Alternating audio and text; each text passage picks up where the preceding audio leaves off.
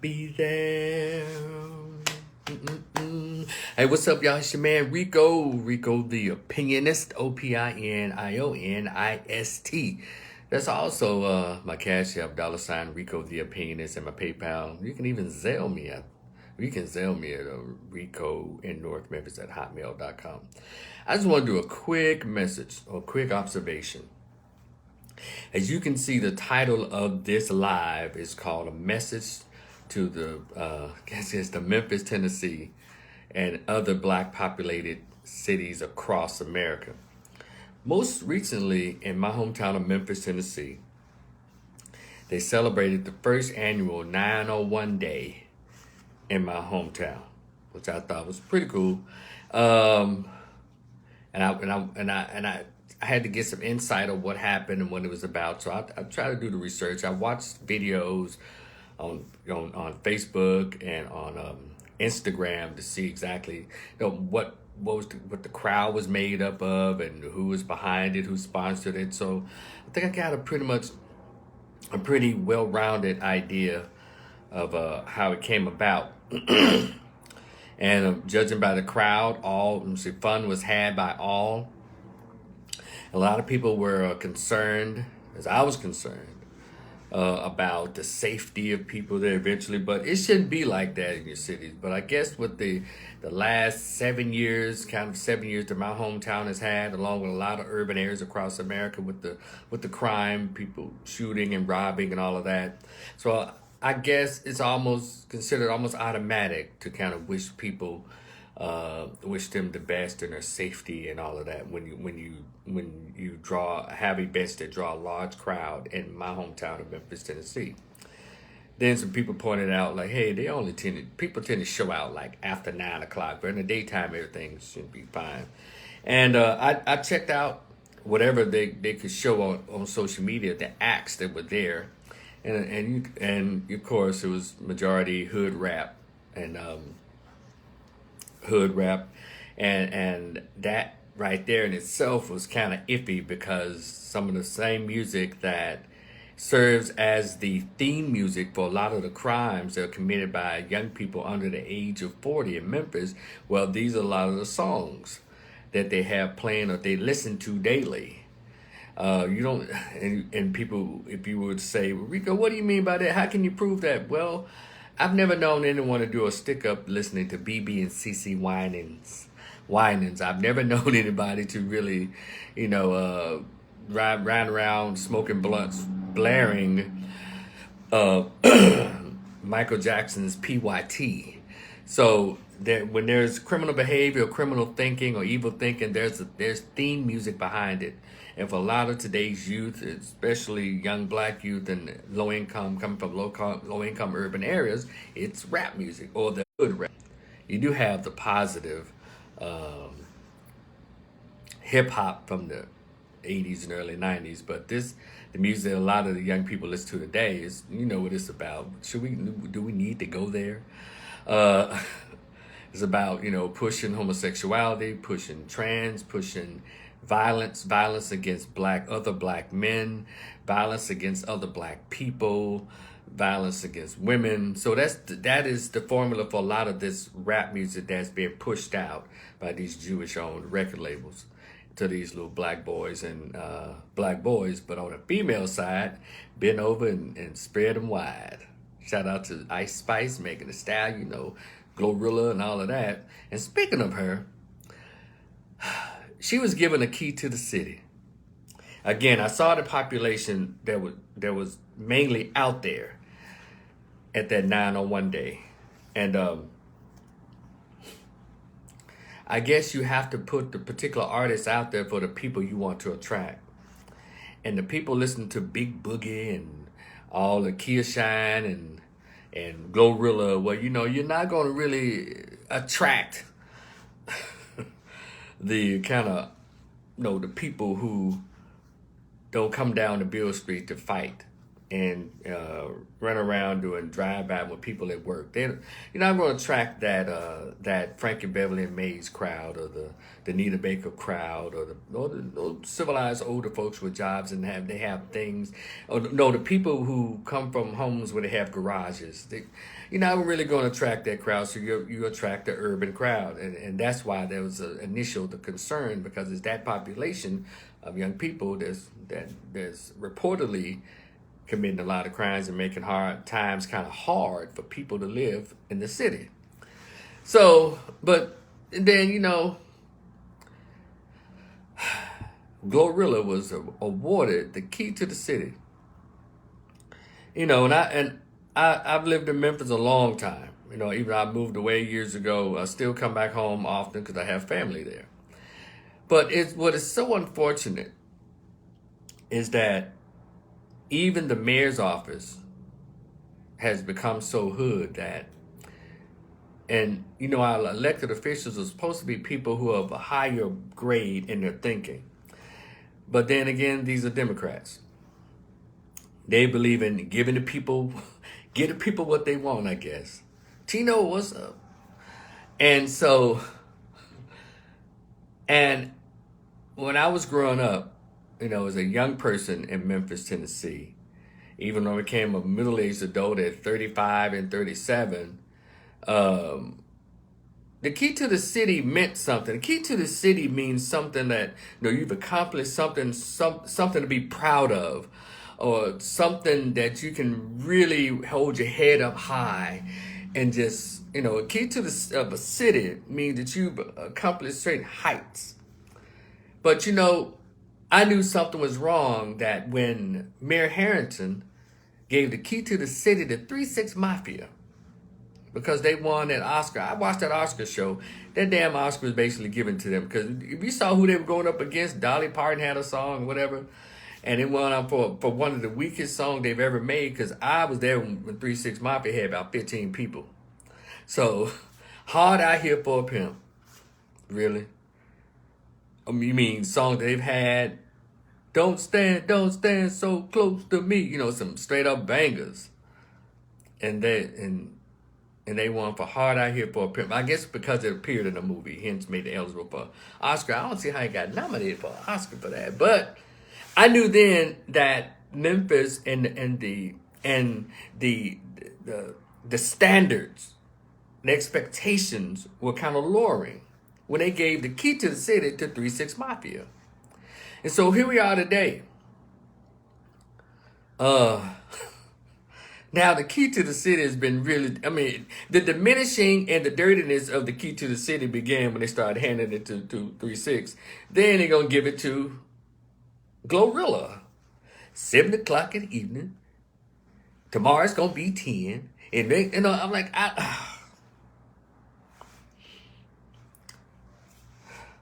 the key to the city usually came with a level of dignity. But when you push hood all day long, and if you're an elected official, you try to run on hood, well, I guess there's a small expectation of high standards when you push hood. See, and I'm not talking here like I'm some type of evolved person here. Those Negroes. No, I grew up in Hollywood, Springdale. Yeah, I grew up just like everybody else on food stamps, welfare checks. Grew up, man. At the end of the month when food stamps ran out, my God, it was a hard week and a half until that first and third came, the welfare checks. So, and I know I don't have to explain that. But one thing my mother always said to me, I don't care if you were born in a barn, you don't have to look nor act like an animal. So when people get to talk about, man, the folks, the product of the environment, well, based on that, hell, I guess I'm supposed to be a pimp, I'm supposed to be a gang member, I'm supposed to have a bunch of baby mamas based on that logic, but I always rejected that. And because I went to places where people held standards a little higher. I went to a junior high school called Cypress Junior High School, where a lot of my teachers, and most recently one of the persons who was there, Velma Lois Jones, VL Jones, for those of you in Memphis, that lady, I never took a class from her, but I knew her because I walked past her class, walked past her all the time, waved at her. You know, she always had this stoic look. But she exuded an expectation of behavior, an expectation of presentation. Miss Velma Lois Jones, who was just celebrated by her sorority sisters of Alpha Kappa Alpha Fraternity, Sorority Incorporated. There's a dedication that just happened for her. It was her. It was Miss Edna B. Davis, Miss A.B. Jackson, Mr. Curtis Bibbs, Mr. Paul Holly, Coach Harrison, we call him Big Man. There were people at my junior high school who were in the middle of the inner city, but they put out there that this is the way you present, this is the way you are, regardless of your environment. So forgive me if I sound like I'm talking above. I didn't learn this when I went to college. I learned this growing up. Because in the 80s, there were a lot of upstanding men and women who wanted to make sure that we understood that it was expected of us to behave a certain way, regardless of what our economic or environmental situations were. And that's how I've always tried to carry myself. And then, you know, blacks who act like this, they're called uppity, they think they're better than people. Nah, not at all. It comes from understanding your worth wherever you are. And I don't like the fact that a lot of the black politicians in my hometown, or even in Dallas or Milwaukee or Kansas City, you know, they try to make everything ribs and barbecue. They just try to, even when political candidates come around to try to ask for your vote, that Morehouse degree, that Howard University degree, that Harvard, Yale degree go out of the window. They forget how to speak fluent in English and correct English when they get around black people. Y'all know now, we need to get on out here and we need to get that vote on. You hear me? Man, what? They forget. They pretend to forget. I guess that's the strategy of reaching black folks. And I'm saying all that to say this. Stop not knocking down on one day. I'm glad it happened. But here's the thing, black people in Memphis. Entertainment has never been our issue. Being entertained has never been an issue. And I'm one for it. It's a lot of things that's been taken away from Memphis over the past 10 years that's kind of made the city kind of intense, you know, along in addition to the crime waves that have happened. And I think, you know, while we're at it, you know, I think a lot of the lounges and the cafes need to be funded and reopened. So, but this 901 day, you know, let's go back to what the brand new mayor said. He said, I want to bring the city together through cultural and arts. Well, I don't know how Glorilla and Big Boogie and all them other Lakia Shine, all them other little hood rappers bringing the city together, but brought the hood together to and twerk and bend over and shake and just brought the hood together. Don't take much for that. But last time I checked, the entire city of Memphis is not hood. And don't have that hood mentality.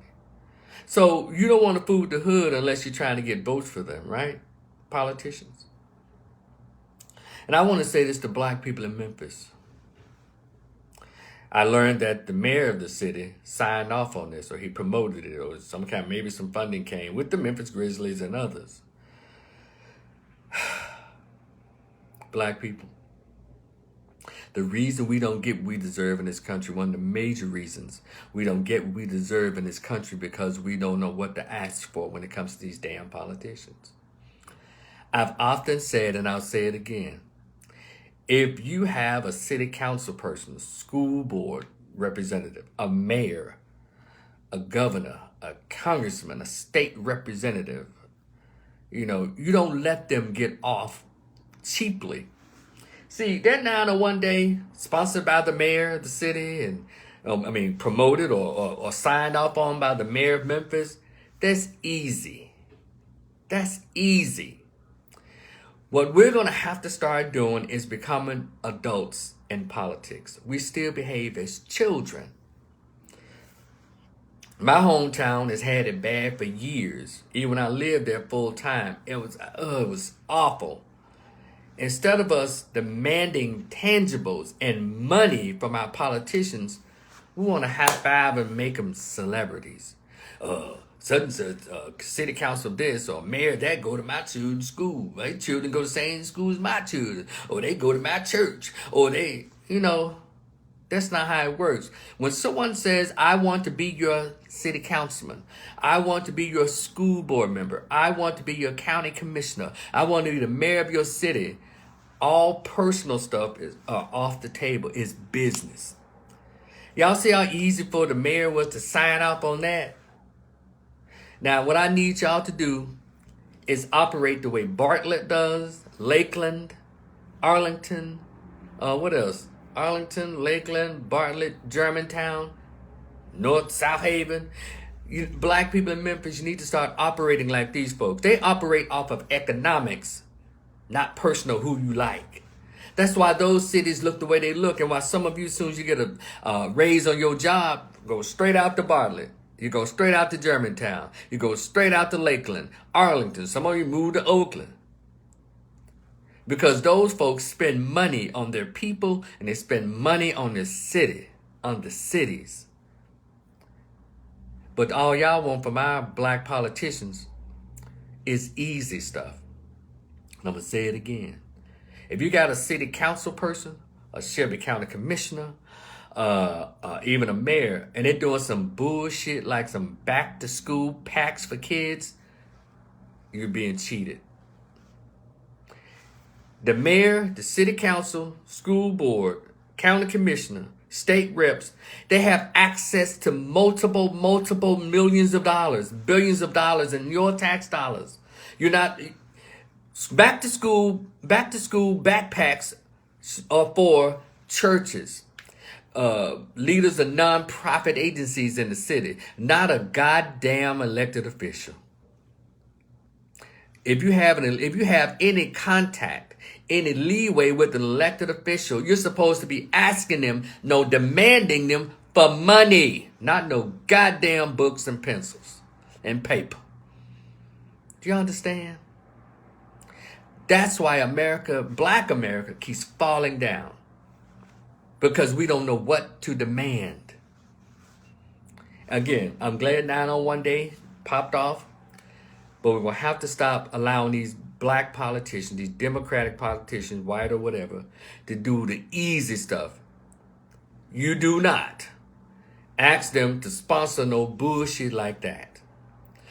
So if you demand that they spend $70 to $150 million in your poor black neighborhood for redevelopment that you participate in a partnership in, or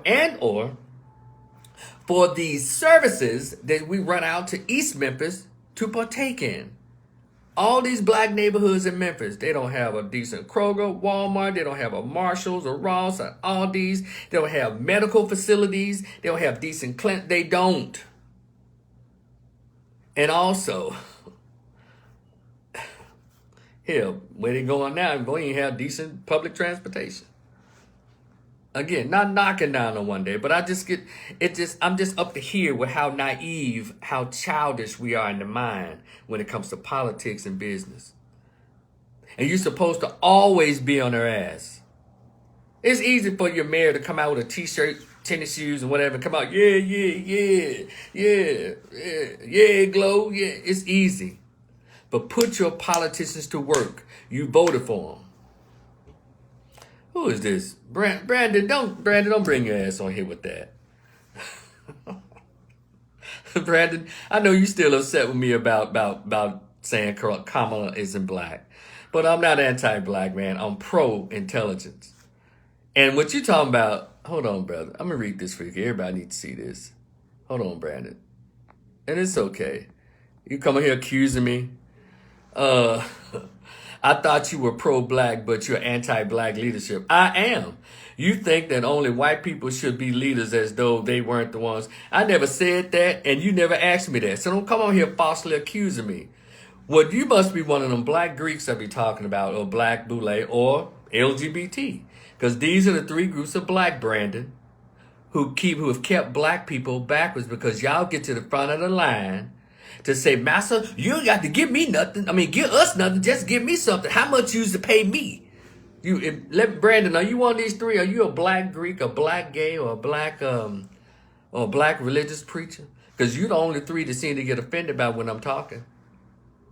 The Boule, the black Greeks, and the religious Negro.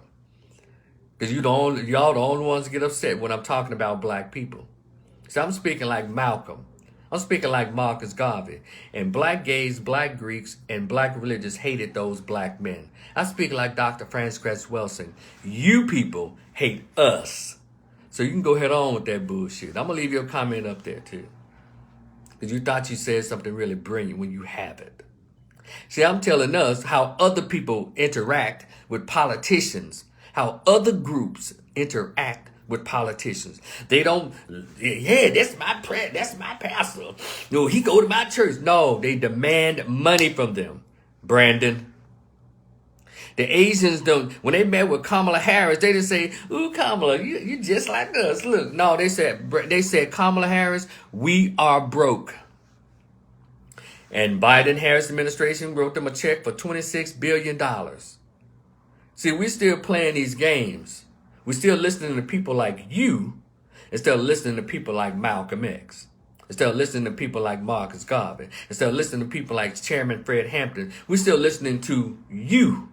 And that's why black people still live in these goddamn ghettos. You understand? People like you who probably don't live in no hood. You live in a beautiful white Republican-led suburb. But you come back to the black neighborhoods and keep telling them vote Democrats. You want to have this conversation, Brandon? You sure? So I know what I'm talking about. I've been black a long time and unaffiliated, so I have a free mind. I can think freely without worrying about what anyone thinks. Because I know I'm telling the goddamn truth. And then about my hometown, I know my hometown. My hometown worships preachers and politicians. And that's been Memphis's downfall. Those preachers and politicians, they uplift the hood because they know the hood is not very politically astute. Well, I'm going to keep talking to the hood and tell them, if they're going to come to your hood, demand some money because they give money to everybody else. And Memphis can tell you that right today. Look at all those other neighborhoods. Well, my hometown, now all of a sudden the mayor, he want to raise taxes to say, well, this is what y'all wanted. But don't raise taxes for no damn developers who are non-black. So if you want to have that conversation, Brandon, I'll fix it. Come on one of my lives. We can do it. Or you come in right now, Brandon. You want me to bring you in, brother? We can talk right now. Hold on a minute. Damn. I ain't got like 5 minutes for my next client. But yeah, I go live again, Brandon, if you ever want to do it. Or we'll do a one-on-one on my YouTube channel. You ain't got to come in and throw these accusations. I don't run from nobody's lies. I don't. Because I know where your stuff comes from. It comes from you mad because I'm telling the truth about Kamala Harris. But I'm talking about my hometown and in most black cities who worship the politicians, who kiss ass of the preachers. What's up, Ivan? So yeah, my hometown, they still need to mature when it comes to politics. Every group in this country understands your politician is where you hit them up for money. We live under capitalism. Ain't nobody got time to be friends with no damn politician. Because politicians aren't your friends. They need your vote. They need your support. They need you not to demand anything from them. And so they'll give you all the entertainment you want. But I guarantee you, all them black folks that was out there, about 5,000, 6,000, there's a lot of them. If they all said, look, okay, Mayor of Memphis, we need $150 million for the redevelopment of our inner city, of where we live, my ghetto. We need not just a community center, but a wellness complex the way they have in these Republican-led white suburbs where a lot of them live. A lot of your politicians don't even live in your damn district. They put up fake addresses. The black ones. Yeah, I said it. Because the black ones. So we already know who the white ones are. But we're not paying attention to the black ones. It's the black ones that are the ones. That's like on a slave plantation. You had your You had your little Sambos and Pickaninnies who were like, no, master, he's stupid. I do it for you. He don't know no better. See, we still got those, but they wear nice suits now because they're well paid slaves. And that is what's come out in this election. Steve Coakley tried to teach us about these people for decades. Dr. Claude Anderson tried to teach us about these people for decades. Dr. John Henry Clark tried to teach us about these Negroes. But still, we're not listening. So when I saw that, Brandon and others, in my hometown, I said, okay, again, I don't mind that, but black kids there are reading at the lowest rates. Incarceration of black males is up. Homelessness for black folks is up. So many issues. In the inner city still really with crime and vacant lots. And there are people being still going through what's called evictions. See, that's easy for your politician to do. From here on out, from the sound of my voice, don't y'all ever ask for support or sponsorship for no damn back to school drive. No, anything that a nonprofit or a church can do. You demand that your city council person, your mayor, your state rep to bring money to your damn district that they said that they want to represent per your vote. Do you understand me? Demand tangibles. Demand the same money that Asians demand, Hispanics demand, Jews demand, LGBT demand, and they get it. Ivan says, symbolic gestures don't make anything better. I'm sick of it. You're correct, Ivan. That's the mess I'm talking about. They love symbolism. Okay, you get a statue. Great. Or we had a state representative to act a fool because they had a damn statue of Nathan Bedford Forrest in the State House in Tennessee. Well, her district looks like a shithole. Do you understand black folks playing games? These little bought off bootleg blacks playing games. Damn a gesture. Damn a symbolism. We're going to get the first black woman president. She's not even black. But we're falling out. We're falling out with each other over a non-black Asian Indian who already told you Negroes, no, I'm not going to do anything specifically for black people. No. And we around here falling out with each other. So again, my hometown of Memphis, I'm telling you, no one loves you more than I do. But we're going to have to mature. And to my brothers and sisters in the hood who rep in the hood, come on, man. We got to take that hood up here. Bring it up here. Because y'all, they seem like they like to be in y'all face the most. They don't like to be in my face. They like to be in y'all face the most.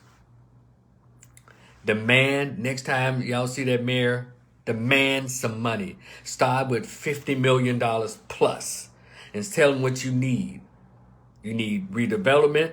You need jobs coming out your community. Not no $7.95, $7.35.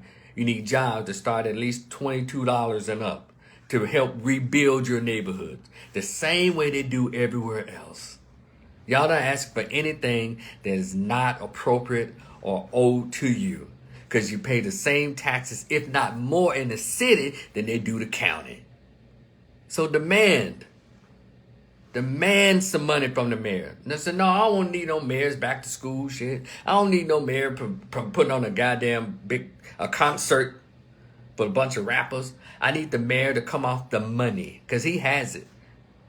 If it was a woman, she had your city council people have access to the city budget that's damn near $1 billion every year. And I don't think I know, a lot of white nonprofits get access to all that money. I just want to share that. Shout out to 901 Day. And who knows, maybe next year I'll attend it, come home, and might be living back at home next year. Who knows? This foolishness has to stop, and we're going to have to stop participating in our own oppression. I'll say it again. We're going to have to stop participating in our own oppression. All right? It's your man Rico the Opinionist. I got to go and see another client to make sure he or her will be in good shape today until next week when we meet. Again, like, share, and subscribe. I appreciate y'all. And Brandon, believe it or not, brother, I appreciate you too. Because you haven't always been like this with me, but something about this damn campaign election just somehow, I don't know, I don't know how I got on your bad side, and you're not on my bad side, but I just hate to see you going through this haze. So maybe after November 5th, you'll get back civilized with me again. I'm telling you, it's not just you, Brandon. We just falling out. I'm not falling out, but other people are falling out with anybody who's not online with the Democratic agenda. That seem to be the people we're falling out with. So anyway, brother, be cool. Ivan, thank you for showing up. I've seen Anita was on here. Thank you. Tino, thank you for showing up. And anybody else, for those of you who are watching the replay, share it to my head, not to my heart. Please share, like, and subscribe on my YouTube channel, Rico the Opinionist. I share my thoughts. What else? Yeah, hit that Cash App. $sign Rico the Opinionist. It's in the description box. Y'all be cool. I'll talk to y'all later. Peace.